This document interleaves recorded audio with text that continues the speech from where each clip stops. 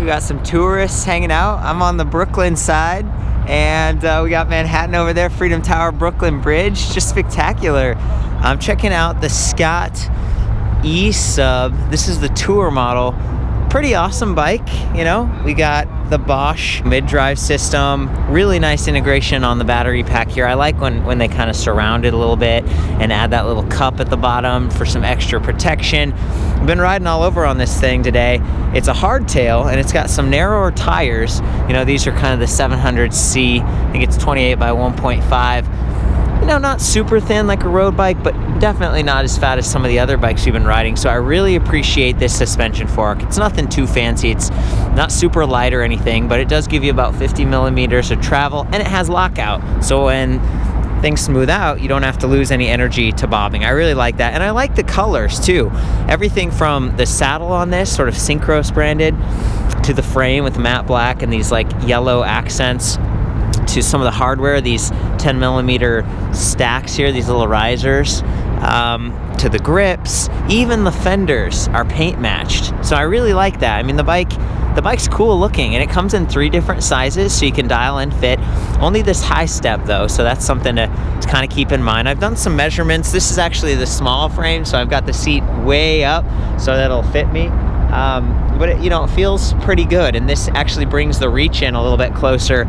Another thing I appreciate about it is it's got this KCNC adjustable angle stem right there, so you can dial it up, and then these bars, they're angled back a little bit, kind of like gull wing style. I appreciate that for something that's kind of a commuter, or you know, they call it like touring.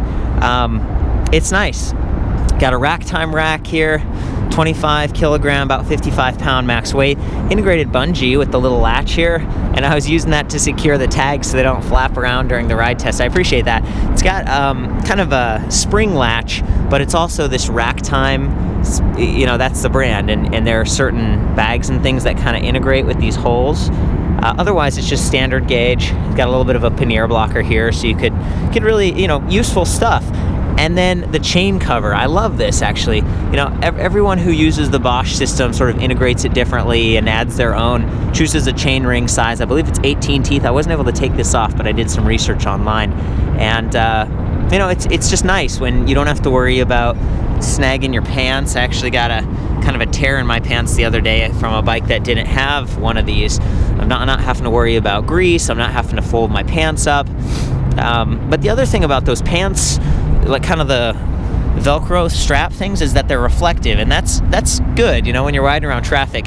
But coming back to this bike, you know, they've got the standard reflectors, and then they've got the reflective sidewalls on those tires. I really appreciate that. These are Schwabe Energizer Life, and they've got the Active Line K-Guard, so they're a little bit thicker. It's just designed so that hopefully you don't get as many punctures when you're riding on the street, and, you know, stickers or nails or glass, that kind of thing. But they've also got integrated lights. So this is Bosch & Muller LED back here, runs off the main battery pack. And then right up here we got another light. This one's actually pretty bright. Kendo by Spaninga, also integrated. And you can see those wires run straight through the frame. I like the frame. They've managed to make it look kind of nimble from the side. See how thin that looks set down to? But then from the top is fairly flat. So it's kind of nice design work by Scott. They've got a whole bunch of different bikes in Europe. These are the first ones I've seen in the US, and this is actually a 2016 model. I'm kind of getting to it late, but it was a really good deal. Like, that's, when I saw these, I was thinking like, man, it's like $31.99. It used to be you couldn't get a Bosch drive system on an e-bike in the US for like less than $4,000. So to get one with all these extra features that's clearly purpose built. I mean, you know, coming back down here, look at this. You got this Abus cafe lock, kind of a frame lock. It just has this metal like arm that goes through and it stops the wheel. It like basically blocks the spokes right here. And this is keyed with an Abus locking core that's the same as the battery pack, so you don't have to carry multiple keys. You just use the same one. I mean, that's awesome. For people who aren't super familiar with Bosch stuff, you can charge this battery on or off the bike. It's got a nice loop at the top, so it's easy to lift up and carry along with you. It weighs like 5.4 pounds, not too heavy. And if you actually want to do touring with this bike, I mean, it is called the Tour, right? You know, it's got the rack, it's got the kind of the fenders and nice adjustable kickstand that stays out of the way. It's all that stuff that's important hardware. But range is something that's important too. So the charger is actually 4 amps. It's a really fast charger. It's 1.7 pounds, pretty compact.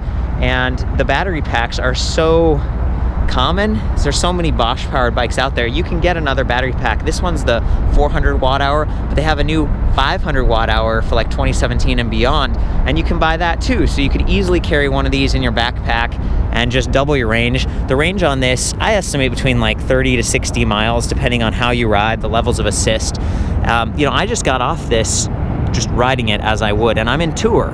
They have 4 levels. Eco's the lowest. And Tour's kind of the low mid, and there beyond that you got Sport and Turbo for climbing. But again, in my experience, Tour is great, and this has a 10-speed drivetrain, 11 to 36 teeth back here, Shimano Deore. That's plenty of gears, and it's simple enough. You don't have the extra sprockets. You don't have to worry about a front derailleur. The Bosch system does have shift sensing. Their motor's pretty sweet, along with the control system. It's measuring wheel speed, pedal cadence, and pedal torque. And it's doing all of that 1,000 times per second. And so that's part of what makes it shift a little bit smoother. But to be honest with you, as someone who knows people with the bikes like this and mid-drives and stuff, it does put more tension on the chain. This is a nicer sort of can-see, sort of upgraded chain here. But you're still going to get a little bit of wear on the sprockets and on the derailleur. So what I find is, again, since this is partially torque sensing, if you just ease off a little bit and you're conscious of how you shift, you're going to help the hardware last a little bit more. So anyway, coming back to range, this thing climbs really well. It stops efficiently when you stop pedaling, but it also feels very supportive if you're especially in the higher levels of assist. No problem climbing hills. Same drive systems on a lot of the mountain bikes, and it offers up to 63 newton meters of torque. I think 570 watts peak output. It's pretty impressive. I definitely like it. And in this bike, especially because it's black, all the battery and the motor blend in, so you don't really stand out too much. And I appreciate that. Sometimes you got the battery up on the rack, but this keeps it low, centered. Yeah, I'm disappointed they weren't able to get bottle cage bosses or something, but again, you got the rack, it's easy enough. Coming back to comfort, riding this, you want efficient tires. These are a little bit more firm, they're a little bit narrower. The one thing you could do to soften up the ride is swap out that seat post for a seat post suspension. Suntour has one, the same company that makes this fork right here. I think it's the NCX. They make it in some different sizes. You might have to get a shim because this is 31.6 millimeter seat tube. But there are other companies, Thudbuster, Body Float, that make those, and that could really add to the comfort. These grips were kind of unique to me, coming back to touch points. Synchros, and they've kind of got this, they're almost like flat, but then they've got this bulge in the middle that's really unique and kind of gives you something to grab onto. Hydraulic disc brakes, Shimano, 180 millimeter up front, 160 millimeter in the rear, and did you catch that? They're quick release, both of them. So if you do get a flat, if you do need to true those wheels or do any kind of maintenance, or if you need to transport this, you take off the battery, you take off the wheels. It's really easy, and even the display comes off. So I'm going to power it down for a second. That's huge for someone who might want to occasionally tour, but maybe you're more of a commuter. Being able to take this and the battery off to protect them, and to here in New York, it snows. It's been cold recently. We're just finally getting a beautiful day, and you're gonna save this. Even the sun is gonna beat down on stuff like this, so it's nice to be able to take it off. And again, if you need to, you can replace it someday. Once it's on, it does swivel forward and backwards, so you can reduce glare. I think that's kind of important too. And all the buttons are, they're sort of separated, so you can interact with this while you're riding. You don't have to take your hand off the grip to press these buttons like some other bikes. So that's really key. Also, the hydraulic disc brake levers, they have adjustable reach. So if you're someone with smaller hands and you've got the smaller size frame, you can kind of bring that in a little bit like that. So yeah, I think that's a pretty good look. Also want to call out the stainless eyelets and nipples down here. That's designed so the rim won't split. It's durable. It's good, high quality stuff. $31.99. Again, that's a great price on these. And because it's end of season when I'm reviewing this, the prices are dropped. I'm actually here with Chris Nolte from Propel Bikes in Brooklyn. Hey, bud. Hey, guys. So these bikes, there are 2 of them. This is like the more affordable entry level price point one, and you guys have them on sale right now too, so they're even cheaper. And I don't want to. It's like end of season stuff like this kind of goes on sale, but I still think this is a really cool bike with the lock and everything. Can you tell me a little bit more about Scott, or just the bike from your perspective?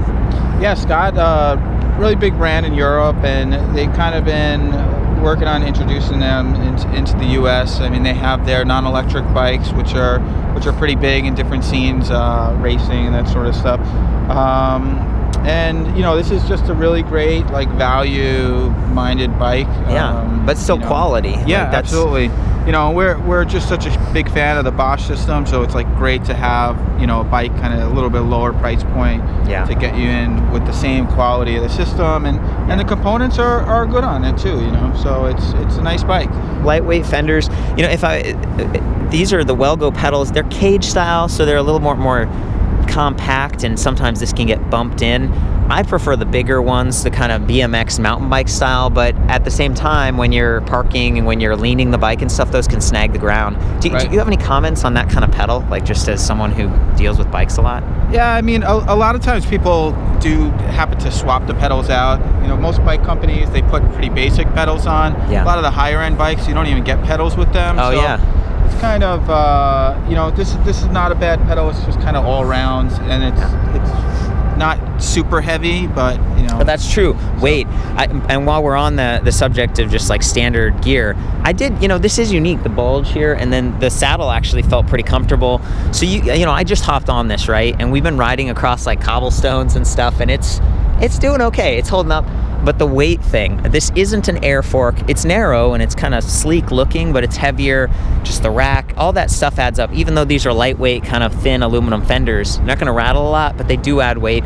This thing was like 52.5 pounds, and it's small. So I'm estimating 53 pounds on this bike. Right. And a lot of the other bikes we've been looking at, what was it? Yesterday we were out there looking at Cannondales, and I think they were like 50 pounds versus 53. So even though from the side, again, it looks like, oh, it's all thin, it's like, no, it's a little heavier. It's a little bit heavier. That's one of the things to consider, that if you keep an eye on the weight, it generally does cost a little bit more to have a lighter weight bike. A lot of the components, they kind of bring the weight down, and that's taken more so from the racing heritage of a lot of the parts that we see on bikes. Right. Among the frame tubes and that sort of thing, to make a frame that's stiff but still light is a very big challenge. But Cannondale has their lightweight aluminum. Specialized has their M5 aluminum. Like that, like you're saying, that it's only a few extra pounds, so a lot of people might not care. And again, if they spent some of that weight on this cup, I kind of like how that looks and protects the battery.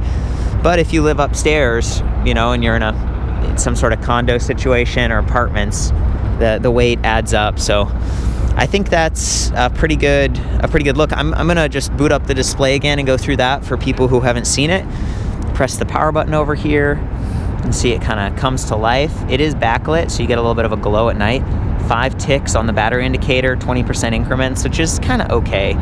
Speed, miles per hour right now, but you can switch to kilometers. And then down here you've got a bunch of different readouts that you can cycle through with that I button. So I'm just going to start at the beginning. Okay, odometer, trip distance, clock, max speed, average speed, trip time, and then range. And I said the battery was just like okay with 5 ticks. I prefer to have percentage or 10 ticks, versus 20% increments. That's a big drop with each tick. But with the range, you can pretty quickly tell how far the bike thinks you can go by just arrowing up to different levels of assist. So remember, Eco is the lowest one, saying 52 miles, and the battery's not completely full. But with those efficient tires, with the mid-drive, as you shift gears, you're empowering the motor, so it's not having to work quite as hard. It's like your legs, you want to pedal at a comfortable cadence when you're climbing. That's pretty awesome. So Eco on this can really go far. Again, I'm estimating like 60 miles. Tour, Sport, and then Turbo, it drops way down to 18, and that's because it's just super powerful. A lot of zip, great for climbing, and I think that's why I kind of tend to say in Tour, and it's saying 26 miles. So again, even in Tour, kind of that 30-mile range is very achievable in my experience, and I think that's it. So I'm going to just start out in Tour this time and show you. Unfortunately, you're not going to be able to see that chainring spinning, but it does spin quickly, and it starts quickly, it stops quickly. It's responsive, it's fluid, and when you're in those lower levels of assist, it's not like jerky feeling. It's pretty smooth. It's very nice. Oh, and the side of the display has a micro USB port, so you can charge a little phone or something like that, maybe an MP3 player while you're riding around. think that's about it. Chris, can I have you hold this for just a second? Yeah, sure. We can just... Are we supposed to ride on this? Is that... Oh, you could ride on this. Okay. Yeah. You know, we can go back and maybe do this swap thing. Sure. Can I actually just follow you on that at first? Sure. So Chris is going to hop on first so we can get a view of what it looks like third person, and then we'll switch off when it opens up a little bit later.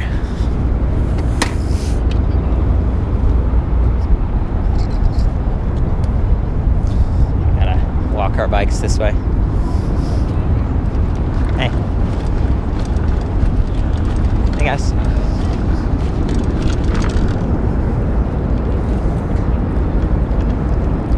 Go for it. No.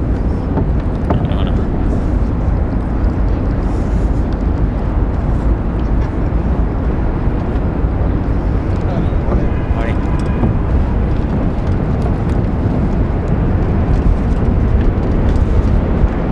Looking good. I like the bright colors. Yeah. You know, it's still professional looking, but we've been riding in a lot of traffic here, and it's nice to be seen. Super quiet.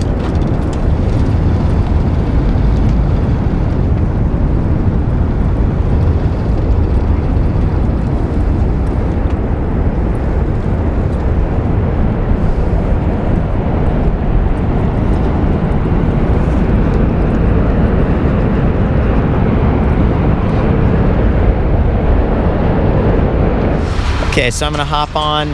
I'm gonna do the motor in the higher level turbo so you can kind of hear it starting and stopping, and then we'll maybe do some cobblestones in a second.